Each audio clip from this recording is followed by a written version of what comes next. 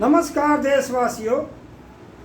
आज मैं राज्यसभा सदस्य रामजीलाल सुमन के संदर्भ में कुछ आपके सामने अपनी बात रखना चाहूँगा। रामजीलाल सुमन के राज्यसभा के बयान के बाद देश में मानो इस देश में जो मनुवादियों के चूल्हे हिल गए। नाना प्रकार की धमकियां और रामजीलाल सुमन के घर पर करणी सेना के हजारों नौजवानों ने तलवार भांजते हुए पुलिस की मौजूदगी में उनके घर पर जा कर के गाड़ियों की तोड़फोड़ किए, उनके गेट को भी क्षतिग्रस्त किए। इसके बाद ही क्या हुआ, आप सब लोग देशवासी सुनते भी होंगे, जानते भी होंगे, पढ़ते भी। ये मनुवादी लोग किसी भी तरीके से पिछड़े दलित अल्पसंख्यकों का मनोबल बढ़ने नहीं देना चाहते। इनके मनोबल तोड़ने का हमेशा इन्होंने कुचक्र किया है। रामजीलाल सुमन ने बात इतिहास की मैं उस पर नहीं जाता, लेकिन उनके घर पर चढ़कर के जो घिनौना कार्य सत्ता के संरक्षण में रहते हुए, पुलिस के संरक्षण में रहते हुए किया गया, यह बहुत ही निंदनीय है। और हम ही नहीं कहते हैं, देश भर से इस पर निंदा आ चुकी है। और ये नहीं चाहते कि दलितों का हौसला बढ़े, अल्पसंख्यकों का हौसला बढ़े, इस देश के पिछड़ों का हौसला बढ़े। हौसला तोड़ने का हमेशा ये काम करते हैं। लेकिन समाजवादी पार्टी के नेता अखिलेश यादव जी ने डंके की चोट पर कह दिया कि पिछड़ा दलित अल्पसंख्यक पर कहीं भी अगर घटना दुर्घटना होगी तो हमारा जो पीडीए परिवार है, हमारा पार्टी के लोग जो हैं, वो उसका मुखालफत करेंगे। अभी आपने देखा कल पूरे कारवां के साथ रामजीलाल सुमन के घर पर पूर्व मुख्यमंत्री उत्तर प्रदेश अखिलेश यादव जी अपने काफिले के साथ वहां पर गए और गले मिल करके रामजीलाल सुमन का हौसला बढ़ाए। इतना ही नहीं किया उन्होंने, हौसला ही नहीं बढ़ाया बल्कि तमाम चीज़ों का चित्रण भी किया और समस्त पीडीए परिवार का हौसला बढ़ाया।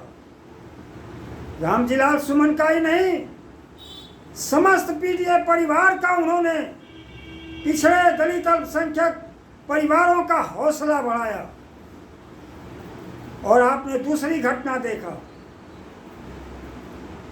अभी इलाहाबाद के अंदर करछना विधानसभा क्षेत्र में एक दलित परिवार जब गेहूं काटने नहीं गया तो उसकी हत्या कैसे कर दी गई, निर्मम हत्या कर दी गई। अपने घर का एकलौता वो कमासुत व्यक्तित्व था, हत्या कर दी गई। और जो इस प्रदेश में पिछड़े दलित अल्पसंख्यकों से करोड़ों रुपया लेकर के टिकट बांटती हैं, दौलत की बेटी का एक पैसे का भी कोई कंट्रीब्यूशन उस परिवार को नहीं गया।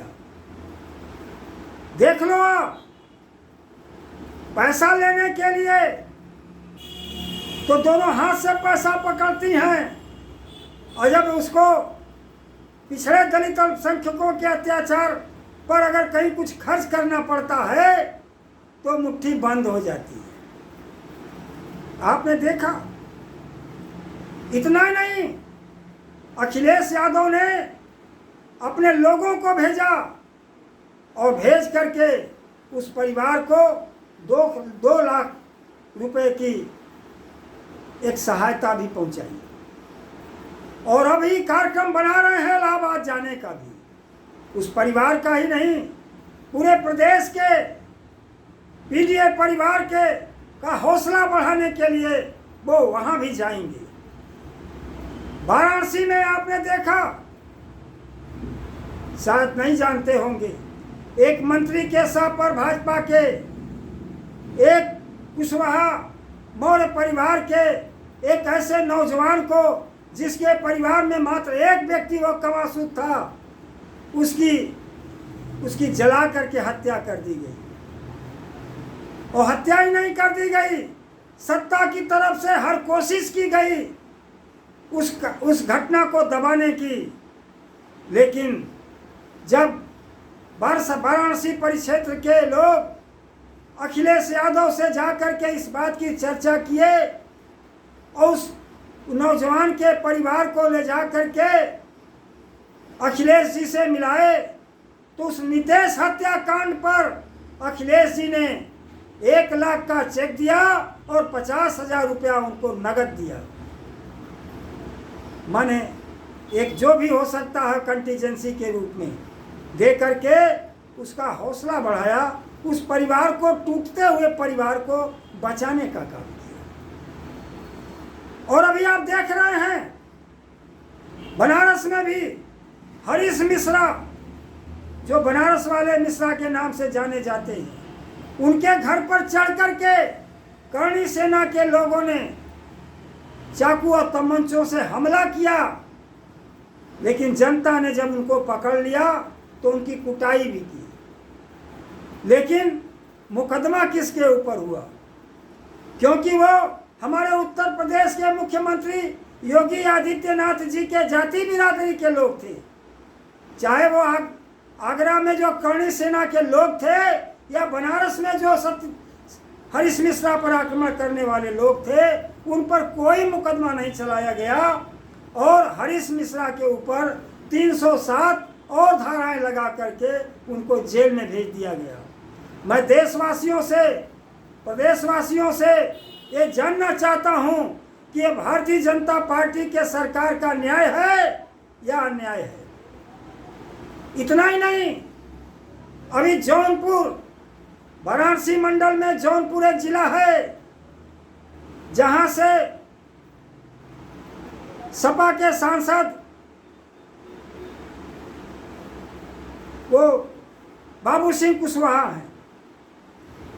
बाबू सिंह कुशवाहा के क्षेत्र में मुंगरा बादशाह के में एक नौजवान कुशवाहा ने अशोक जयंती के अवसर पर, और अशोक जयंती कुशवाहा मौर्य शाक्त सैनी समाज का ये हमारे पुरोधा हैं, हम लोग उनको अपना सब कुछ मानते हैं। ऐसे के अवसर पर अगर केक उन्होंने तलवार से काट दिया तो उस पर मुकदमा करके उसको जेल भेज दिया गया है। लेकिन वहीं पर सैकड़ों करणी सेना के, योगी जी के बिरादरी के लोग तलवार भांजते हुए रामजीलाल सुमन के घर पर चढ़ गए, एक भी आदमी पर कोई मुकदमा नहीं चलाया गया। ये क्या है? ये कैसा न्याय है? ऐसा न्याय तो मनुस्मृति में ही देखा गया है कि 2 तरह का न्याय वहां होता है। तो 2 तरह का न्याय उत्तर प्रदेश में ये चल रहा है। नाना प्रकार की धमकियां समाजवादी पार्टी के नेता, पूर्व मुख्यमंत्री अखिलेश यादव को दिया जा रहा है। कहीं गोली मार देंगे, फूलन देवी की तरह गोली मार देंगे, कोई जीप काट के लाएगा तो इतना करोड़ रुपया देंगे। ये क्या है भाई? डरा रहे हो। अगर हम बोलते हैं तो मुकदमा, सोशल मीडिया पर अगर कोई बोल दे तो मुकदमा। अरे ये डराने धमकाने का काम कब तक चलेगा? अरे ये 100 में 90% परिवार है। कितना डराओगे, कितना मारोगे, कितनों को जेल भेजोगे? जेल में भी उतनी जगह है क्या? ये क्या हो रहा है भाई? ये कैसी न्याय व्यवस्था है भाई? क्या ऐसे ही न्याय व्यवस्था को हम कहें कि ये उत्तम राज है? कौन कह रहा है उत्तर प्रदेश में ये उत्तम राज है, बढ़िया राज है? ये जंगल राज है। दो तरह का न्याय व्यवस्था है। जिस प्रदेश में दो तरह की न्याय व्यवस्था है उसको जंगल राज नहीं कहा जाए तो क्या कहा जाएगा? आप इस बात को सुनिए। अखिलेश जी ने कहा मैं सुमन के साथ खड़ा हूं। सुमन के साथ ही नहीं, पूरे दलित परिवार के साथ खड़े हैं और हर तरह से मदद के लिए भी तैयार हैं। जितनी उनकी क्षमता है उस तरह के मदद के लिए भी वो तैयार हैं। क्या इस तरह का भरोसा दौलत की बेटी ने दिया है समाज को? करोड़ में टिकट जो बेचने वाले लोग हैं, जब पिछड़े दलित अल्पसंख्यकों पर अत्याचार होता है तो मौन हो जाते हैं। कापी रख करके बांचा जाता है कक्षा 5 के लड़के की तरह से। इतनी भी साहस नहीं है। 4 बार के मुख्यमंत्री के पास इतनी भी योग्यता नहीं है कि वो खड़ी होकर के और बिना लिखे वो अपना भाषण दे सकें। और ऐसे लोग कहेंगे कि हम तो बहुत अच्छे अपना राज चला चुके हैं। अरे राज था अच्छा, वो कब तक अच्छा था? जब तक मान्यवर कांशीराम का उस पर लगाम था। बाबा साहब ने कहीं नहीं कहा है तुम्हें हुक्मरान बनना है, न कहीं लिखा है कि तुम्हें हुक्मरान बनना है। उन्होंने कहा है गवर्निंग क्लास बनना है। अगर गवर्निंग क्लास बनने का आह्वान किया गया होता तो मिश्रा जैसे वकील की जरूरत आदरणीय को नहीं पड़ती।